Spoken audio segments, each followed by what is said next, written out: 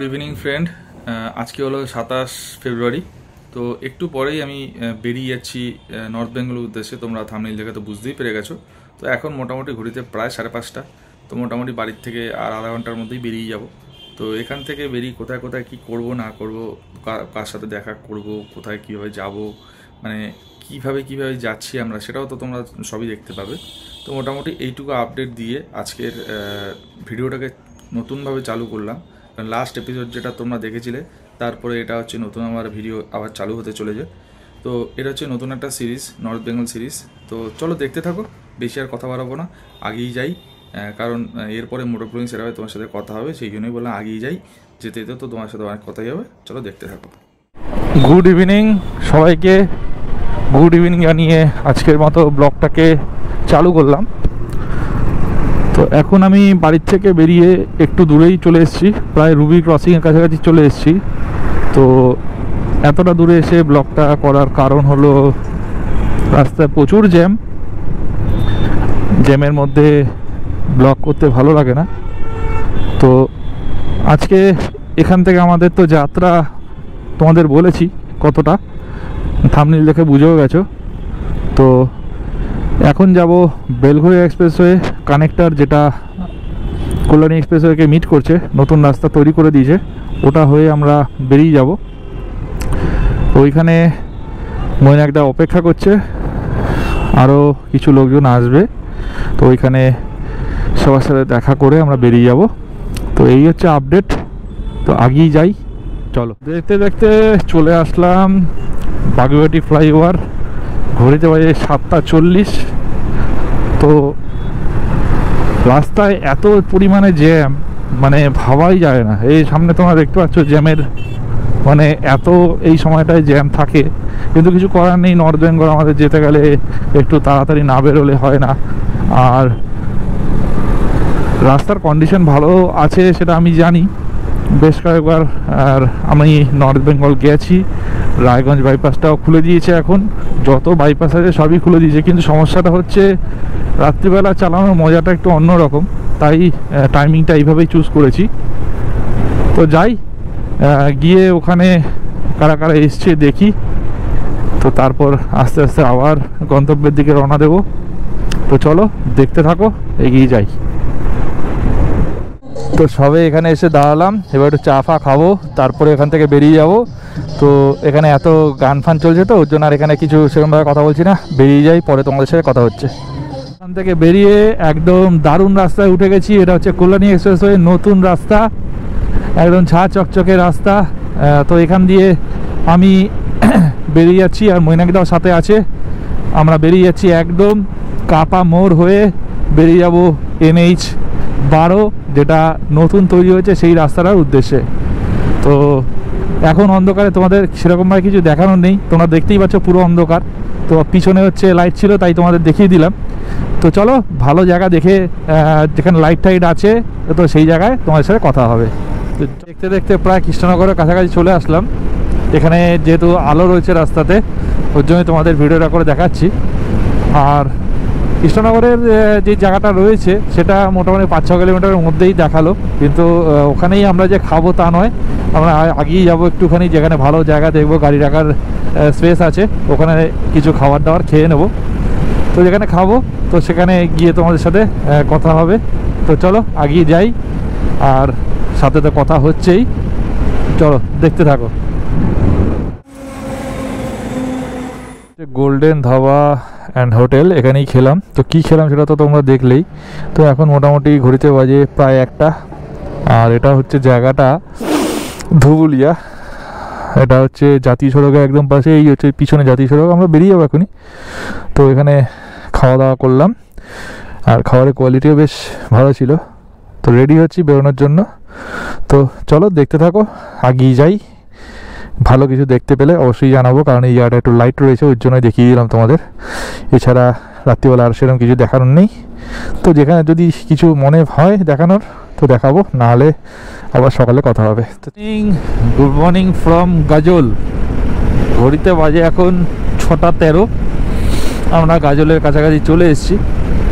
তো রাত্রিবেলা সেরকমভাবে ভিডিও করা হয়নি, সেটা তো তোমাদের আগেই বলেছি কি কারণ। আর মোটামুটি এই মুহূর্তে দাঁড়িয়ে কাজল সাইডটাতে বেশ ভালো ঠান্ডা রয়েছে, গাড়ি চালাচ্ছি বেশ ঠান্ডা লাগছে। আর কুয়াশা বেশ ভালো।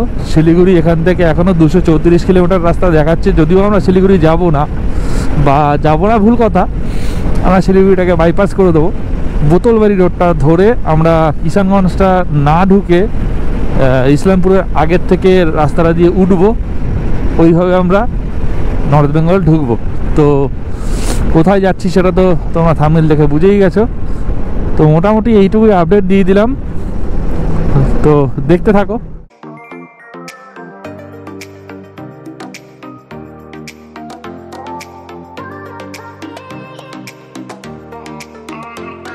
বোতলবাড়ি ডান দিকে। তো আমরা আমি একটু আগেই বলেছিলাম যে আমরা এবার বোতলবাড়ির রাস্তা ধরে নেব। এই ডান দিকে এই সোজা রাস্তাটা চলে যাচ্ছে কিষানগঞ্জের দিকে, আমরা ঢুকে গেলাম এই বোতলবাড়ির রাস্তাটায়। তো কিষানগঞ্জ ওদিক থেকে যেই রাস্তাটা গিয়ে উঠবে ইসলামপুর, সেই রাস্তাটাতেই আমরা উঠবো। ওদিকের রাস্তা যেহেতু খারাপ, তাই আমরা এদিক থেকে ঢুকে গেলাম।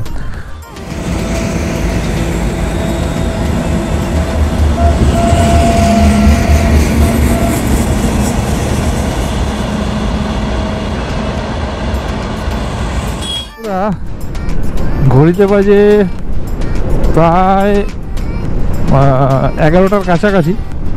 তো এখন মোটামুটি আমরা শিলিগুড়ি তো ঢুকবো না, মানে ঢুকবো না বলতে শিলিগুড়িতে থাকবো না, সেটা তো তোমরা আমাদের মানে আমার থাম্বনেলটা দেখে বুঝতেই পেরেছো। এই দেখো বাদিকে সব চা বাগান, সব সুন্দর সুন্দর চা হয়ে রয়েছে।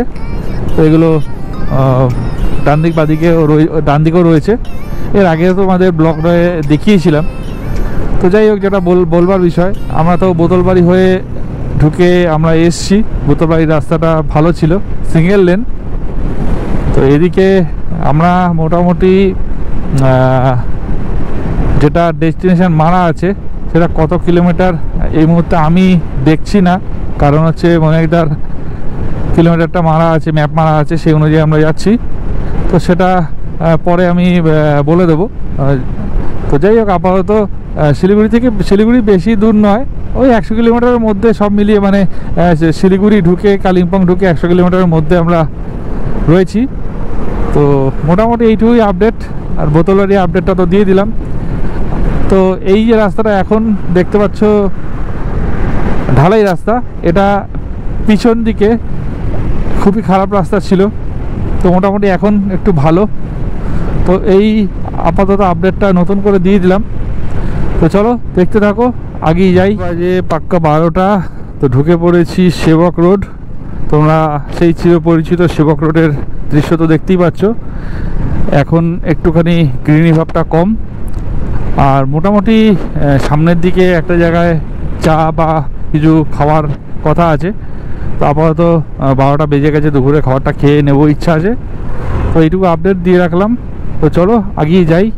এইটুকুনি আপডেটটা দেওয়ার কারণ হলো এখন যেখানে ঢুকে গেছি এটা তো সবার চিরপরিচিত, ওর জন্যই আপডেটটা ভালো মতো তোমাদের দিয়ে দিলাম।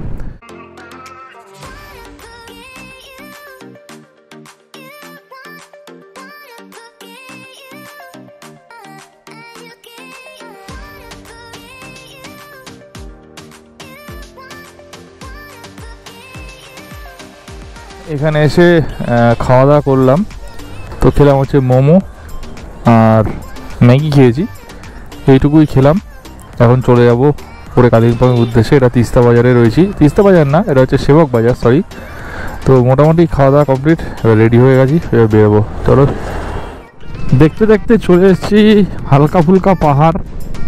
এই ডান দিকে বাদিকে হালকা ফুলকা পাহাড় এই কারণে বললাম, এখনও সেই মতো ভালো করে আর কি পাহাড় আমরা উঠিনি। তো দেখতে দেখতে চলে আসলাম সেবক কালীবাড়ি। এটা সেবকের এখানে অনেকেই যখন আসে এই কালীবাড়িতে পুজো দেয়। তো আমার অনেকবার পুজো দেওয়া, তাই আর পুজো দেওয়ার ব্যাপার নেই। তো যাই, আগিয়ে যাই, তোমাদের সাথে যেতে যেতে কথা হবে। তিস্তা ব্রিজে গিয়ে তোমাদের সাথে কথা হবে। তিস্তা ব্রিজ চলে এসেছি আমরা। তো ডান দিকে তিস্তা ব্রিজে ঢুকে ওই পারে যাব। গিয়ে আবার কিছুটা গিয়ে ডান দিকে আমরা উঠে যাব একদম কালিম্পংয়ের দিকে। তো এই হলো তিস্তা ব্রিজে ঢুকে গেছি। তো এখানে একটু দাঁড়িয়ে ছবি তুলবো, তুলে বেরিয়ে যাব। তো চলো দেখতে থাকো।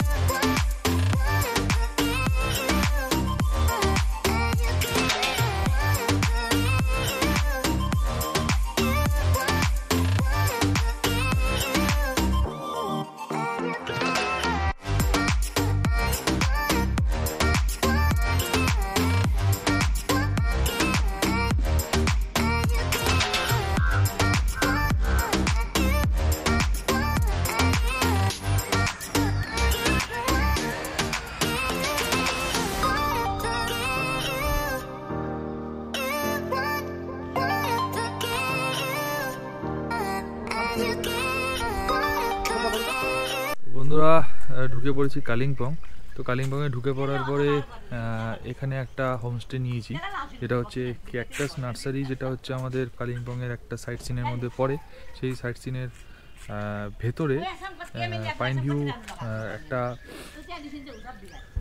হোমস্টে আছে, সেই হোমস্টেতে আমরা রয়েছি। তো এখানে এই হোমস্টেটার একটা বিশেষত্ব হচ্ছে এই এখানে যে যত রকম কী বলবো, এটা ক্যাকটাস যেগুলো হয়, পাহাড়ি ক্যাকটাস বা বাহারি ক্যাকটাস যেগুলো ঘরে লাগায়, তো সেই সব ক্যাকটাস যেগুলো থাকে, তো সেই ক্যাকটাসগুলো এখানে দেখার জন্য 20 টাকা করে চার্জেস আছে। তো সেইটা আমরা যেহেতু দেখবো না, কিন্তু তোমাদের বাইরের থেকে যেইটুকু আর কি দেখাতে পারি ঠিক সেই জিনিসটা আমি দেখাবো। কারণ হচ্ছে ভেতরে ঠিক এরকমভাবে আর কি প্লাস্টিক দিয়ে দেওয়া আছে, ঠিক তার বিপরীতে এই যে ঠিক এই জায়গাতে এরকমভাবে সব আর কি রয়েছে, তোমরা দেখতে পাচ্ছ। এইগুলো সব হচ্ছে সুন্দর সুন্দর ক্যাকটাস গাছ রয়েছে। আর মোটামুটি এইখানে যে নার্সারিটা রয়েছে এই পিছন দিকটাতেও বড় বড় আর কি ক্যাকটাস গাছ রয়েছে, সেটা তোমরা দেখতে পাচ্ছ। তো এই নার্সারি যে ভেতরে ঢুকতে হবে তার জন্য এই পিছন দিকটায় গেট রয়েছে, ওই গেটে 20 টাকা করে হচ্ছে পার্কিং এই টিকিট নিতে হবে। তো ওই টিকিটটা কাটার পরে তোমরা এখানে ঢুকে দেখতে পারবে। তো এটা হচ্ছে এখানকার নিয়ম। তো এছাড়া এইখানে অনেক রকম গাছ আছে, এই গাছগুলো আছে, এখানে ফুলও আছে, অনেক অনেক অনেক রকম আছে। চলো তোমাদের ভেতরে যাই, ভেতরে গিয়ে আরও অনেক জায়গাটা সুন্দর আছে সেইটা দেখাচ্ছি। হচ্ছে ঠিক পিছনে যে ওই রেড কালারের যে টিনালা শেড দেওয়া যে ঘরটা, ওটা হচ্ছে আমাদের হোমস্টে। আর ঠিক তার সাইডে এইরকম একটা সুন্দর নার্সারি রয়েছে। আর নার্সারির ভেতরে তো ক্যাকটাস ভিউ তো রয়েছেই সব জায়গায়। এরকম একটা ফুল ওপরে রয়েছে, গোলাপ ফুল টাইপের। এত বড় বড় গোলাপ আমি আগে কখনো দেখিনি। তো ভেতরের ভিউটা খুবই সুন্দর। আর নতুন করে এই জায়গাটা দেখতে গেলে তোমাদের তো অবশ্যই এখানে আসতে হবে। তার জন্য আমি সব রকম ডিটেলস আমি আমার ব্লগের পার্টে দিয়ে দেবো এবং নাম্বারও দিয়ে দেবো। এখানে যে হোমস্টেটা রয়েছে সেই হোমস্টেতে তোমরা যদি থাকতে চাও তো এসে কন্ট্যাক্ট করতে পারো, কন্ট্যাক্ট করে তোমরা এখানে থাকতে পারো। তো এখান থেকে ঠিক পিছন দিকটাতে ভিউ রয়েছে খুব সুন্দর, কিন্তু আজকে এখন মেঘ রয়েছে। আমরা সকালবেলা থেকে যখন থেকে আমরা পাহাড়ে উঠেছি সব জায়গাতে মেঘ পেয়েছি এবং ওয়েদারটা খুব একটা ভালো নয়। তো আজকের দিনে দাঁড়িয়ে সেরকমভাবে আমি পাহাড়ের ভিউটা আমি তোমাদের দেখাতে পারছি না। তো এটা আমারও দুঃখ লাগছে, কারণ সবসময় তো পাহাড়ে আসা হয় না, সেটা তো স্বাভাবিক ব্যাপার। আর কিছুটা যে ভিউটা দেখা যাচ্ছে সেটা ভালো মতো এখান থেকে তোমরা দেখতে পারবে না। গোপ্রোতে কতটা আসবে জানি না, আমার পিছন দিকে ভিউ কতটা আসছে আমি জানি না, গোপ্রোতে কতটা নিতে পারবে জানি না। তো যাই হোক, আর আমাদের রুম ভিউটা যেটা, মানে রুম ভিউ বলতে রুমের ভেতরটাই পরে দেখাবো তোমাদের, বাইরের দিকের যে ভিউটা সেটা আমি তোমাদের দেখাই। এই হচ্ছে পিছন দিকের ভিউটা, মানে এইখান থেকে এন্ট্রি রয়েছে আর আমাদের গাড়িগুলো পার্কিং করা রয়েছে এখানে দেখতে পাচ্ছ। তো মোটামুটি এইটুকু আপডেট দিয়ে রাখলাম। এরপর সন্ধ্যাবেলা স্ন্যাক্স খাবো আর চাটাও খাবো। আর আরেকটা কথা তোমাদের বলি, এখানে যারা ঘুরতে আসে তাদের জন্য এইখানে কফি টফির ব্যবস্থা আছে। তো এটা হচ্ছে মেন ব্যাপার। তো চলো দেখতে থাকো।